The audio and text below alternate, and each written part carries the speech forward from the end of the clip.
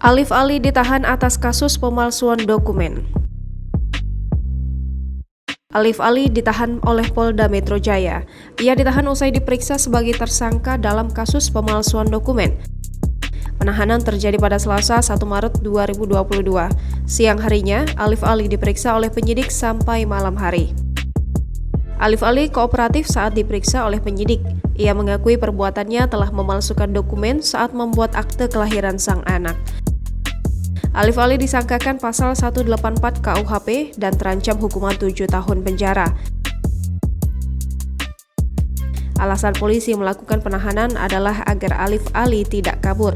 Seperti diketahui, Alif Ali adalah warga negara asing. Dia berasal dari Malaysia. Seperti diketahui, adik Miller Khan itu dilaporkan oleh mantan istrinya Aska Onggi. Laporan pemalsuan dokumen itu buntut dari keributan mereka dalam memperebutkan anak.